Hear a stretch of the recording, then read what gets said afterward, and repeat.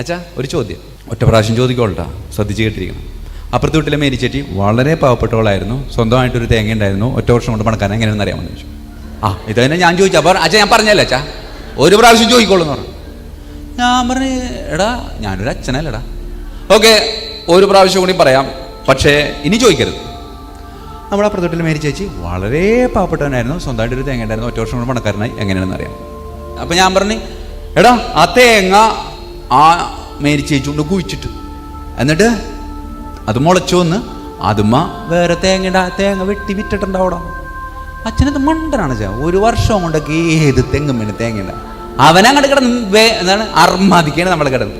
അപ്പം ഞാൻ പറഞ്ഞു കുറേയൊക്കെ ഉത്തരം പറഞ്ഞു നോക്കി രക്ഷയില്ല. അവസാനം പറഞ്ഞടാ എനിക്ക് അറിഞ്ഞോടാ, ഞാൻ തോറ്റ്, നീ പറഞ്ഞാൽ മതി. അവന് ഉത്തരം പറഞ്ഞാൽ മതി. അവനപ്പം അതിൻ്റെ കൂടെ വേറൊരു ഡയലോഗ് കൂടി, എന്താണ് ഇത് ഇച്ചിരി വിവരവും വിദ്യാഭ്യാസമുള്ളവർക്ക് വേണ്ടി മാത്രം പറയാൻ പറ്റുള്ളൂ, അതുകൊണ്ട് അച്ഛനത് പറയാൻ പറ്റുള്ളൂ എന്ന് എനിക്ക് നേരത്തെ തന്നെ അറിയാമായിരുന്നു. എന്നാലും